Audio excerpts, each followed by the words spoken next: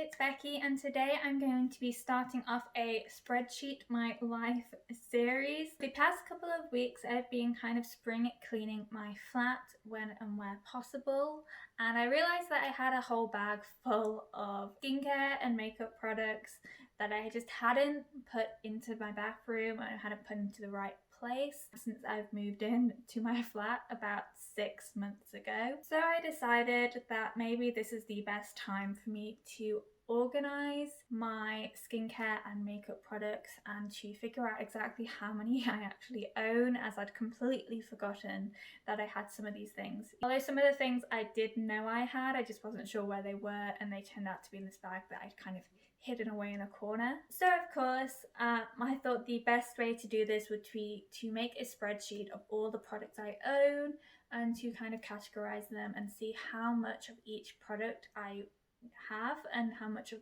each product I probably should get rid of. I chose a spreadsheet for a few different reasons. The first one of which is that my brain just works better with a spreadsheet. I've been going in and out of my bathroom cabinet for months, and I always know in my head, oh, I've got a lot of products.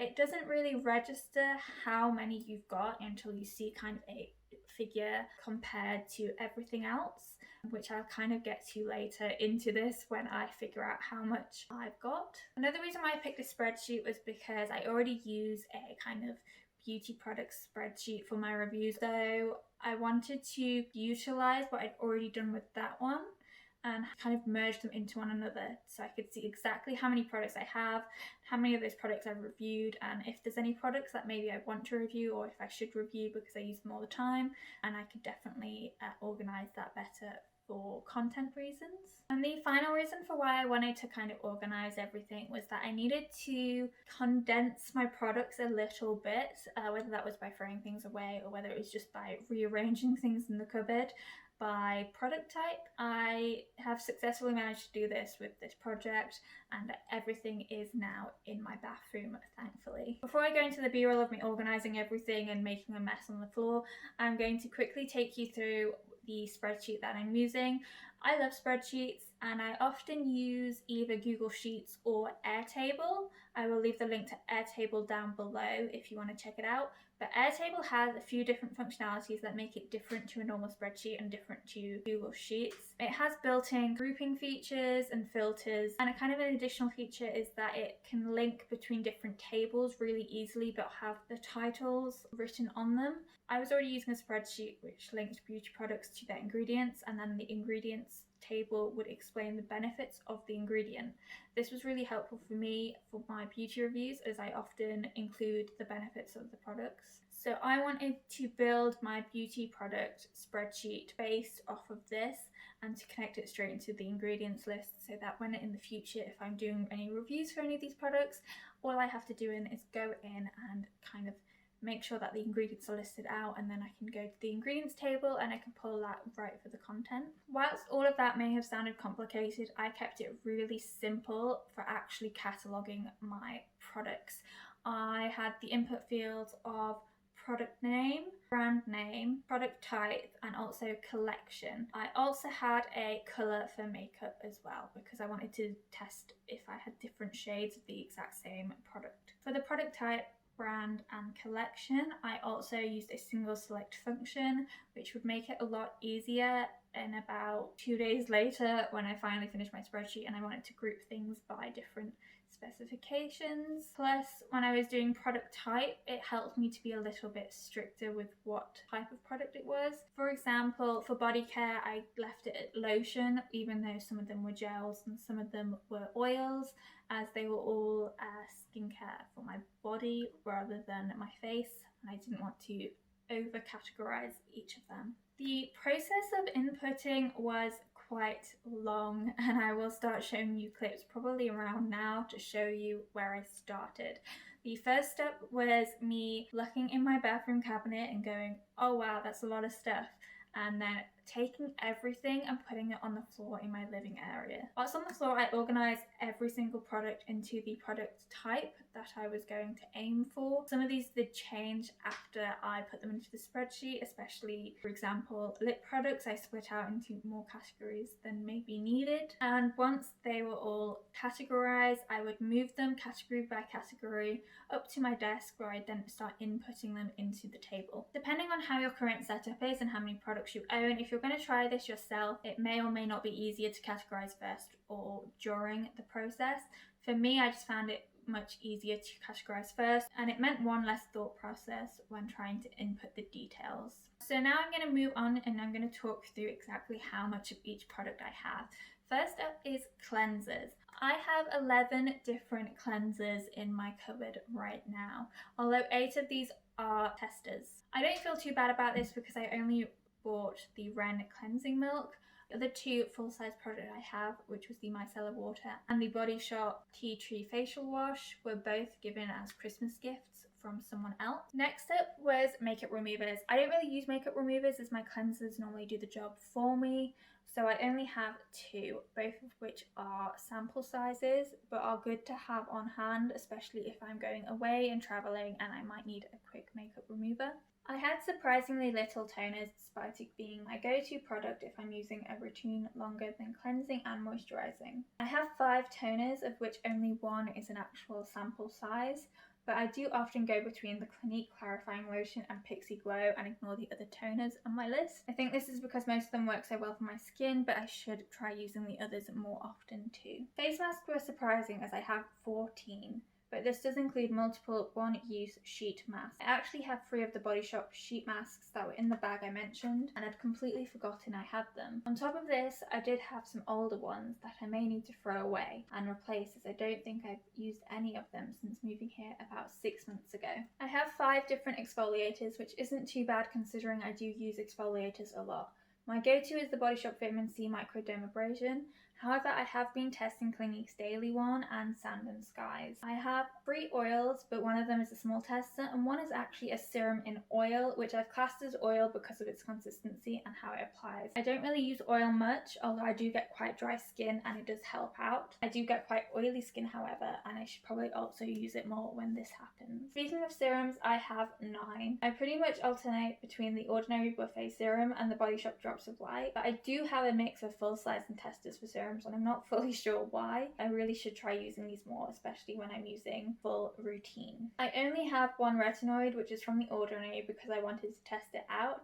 I do love this one, however, and I haven't found any reason to buy another one at this point, and hopefully it will stay as 1 throughout the year. I do suffer from breakouts, so I have 5 different spot treatment products, of which only 1 is full-sized version, because it does actually seem to work really well for the spots I have, although the other ones are good for different reasons. Like 5 is the magic number, as I also have 5 eye creams. My favourite is definitely Clinique's All About the Eyes, and once I used all of these testers, I will probably buy just 1 full-size version of Clinique. I do have 1 face mist, but purely because I got it in a beauty subscription box. I don't use it often, but I kept it for summer when I may need it, as it is quite calming for your skin. On the skincare side of things, the highest product type was definitely moisturizer at 19 different items. Now I know for a fact most of these are testers, and 6 of them alone are just Clinique testers. Out of all of these moisturizers, I use Clarins Hydro Quench on a daily basis in the morning, and I use Avene or First Aid Beauty in the evenings. I really should work on using the testers more though, especially those Clinique ones, as I do like their product. Of course, I would have multiple sunscreens, as I need a factor 50 with the smallest amount of sun. I have 2 for my body, both Nivea, and then I have a face one as well. Like I said before, body lotion was a bit different, as I did bundle in some non-lotion products on the basis that they're moisturizing my body. This included my double base emollient gel for eczema, bio oil, and aloe vera gel, which I use on dry patches. But I had a total of 10 products for body care, which was surprising as I always complained that I never had enough. Moving on to makeup now, despite pretty much always using Clinique's Beyond Perfecting foundation, I do have 6 different types in my cupboard. Also, I have a BB cream, which I barely ever use. I have 5 powders as well, which I'm not surprised about as I do swap them on a near daily basis, depending on what look I'm going for. I have somehow accumulated 14 different primers, most of which are testers to be fair, despite me not really using primer on a daily basis. I may need to start wearing it just to use up some of these testers though. I'll see how it goes. I also have 3 concealers, 2 of which are sticks and 1 of which is a liquid, and I'm not feeling too bad about this number as I do use them. I do, however, feel bad about my lipstick number, which is 28. I always knew I had a lot, but I don't really wear lipstick, so this number was a shock to me. Why do I keep buying them? Luckily, most of them are all different nude shades, perfect for every day. So I'm going to make an effort to use them more in my everyday life. Although on top of this, I do have 5 lip balms, 6 lip liners, 3 lip tints, and 7 lip glosses. Luckily, I also have 1 lip scrub to help keep my lips healthy. Eyebrow products are next, and I've had to split these out too. I have 3 eyebrow gels / kits, 7 eyebrow pencils in varying shades, and 2 eyebrow wands. I do think this is mostly because a lot of companies don't have an auburn colour, so I have to go between light brown and blonde a lot of the time.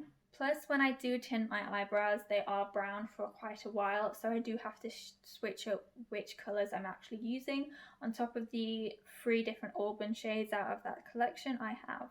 I have 9 eyeliners overall, which includes pencils, felt liners, and even a gel. I don't feel bad about this as I do switch up which one I'm using quite often.